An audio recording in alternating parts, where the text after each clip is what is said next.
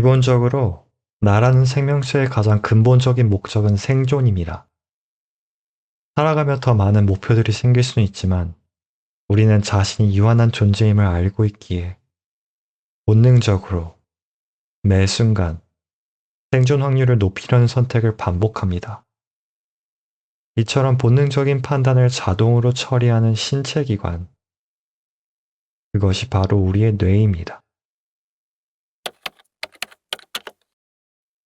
이 뇌는 우리가 직접 느끼는지 여부와는 상관없이 자신이 판단한 생존 가능성이 높은 방향을 조용히 그리고 강력하게 선택합니다.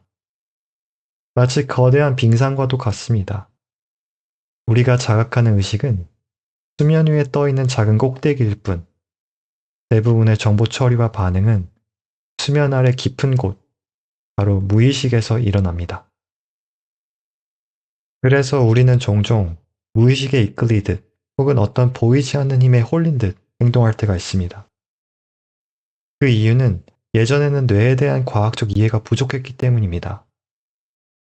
그래서 사람들은 내 안에 내가 아닌 무언가가 존재한다고 믿었습니다.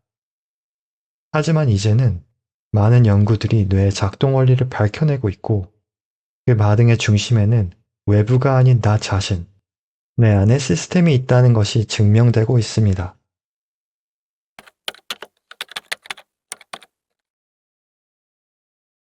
우리는 본능적으로 나를 알고 싶어 합니다.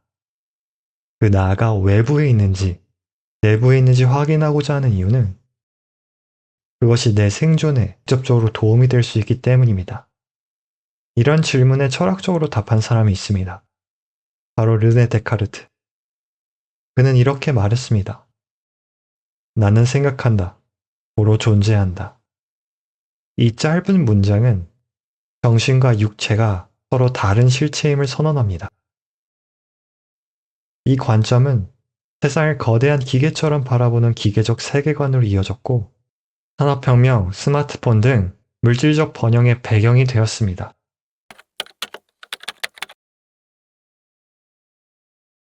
하지만 이 세계관은 한 가지 중요한 것을 놓쳤습니다.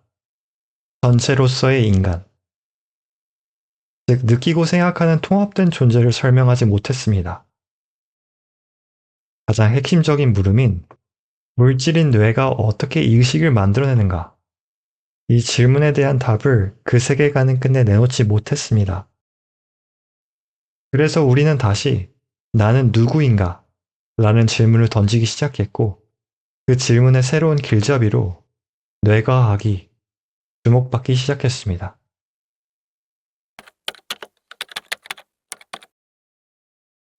뇌는 신체의 일부이기도 하지만 그 작동 방식이 삶의 방식과 긴밀히 닿아 있습니다. 예를 들어서 반복된 경험 속에서 함께 봐라한 뉴런은 함께 연결되는 법.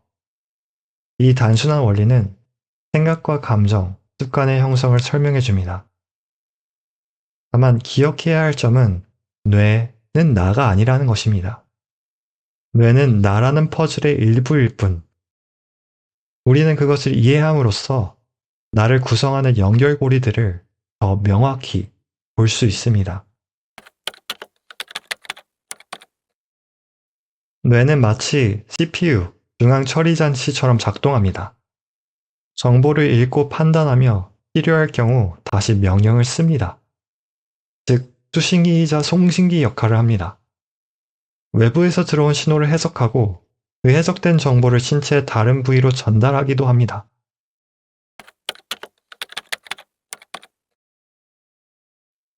뇌는 느리게 생각하지 않습니다. 생존을 위해서라면 빠르게 처리하고 반복되는 것은 저장해서 자동화합니다.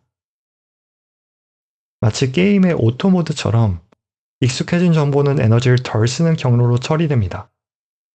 이러한 자동화는 인간을 효율적이고 유연하게 만들어줍니다. 하지만 이 자동 저장 시스템은 개인차가 있습니다. 같은 상황이라도 어떤 부분에 집중했는지에 따라 뇌가 만든 해석은 완전히 달라집니다.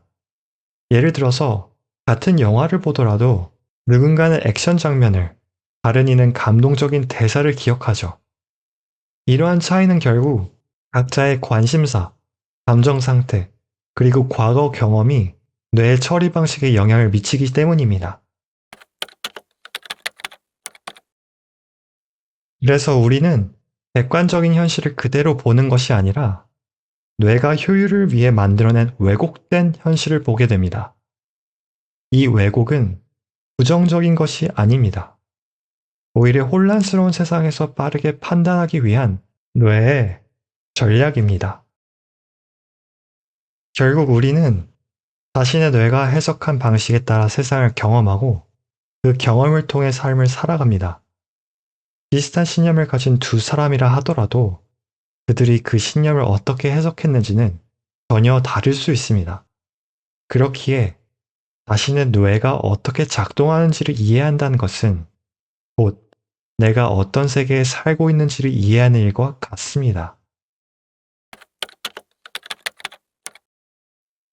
이제 우리는 선택할 수 있습니다.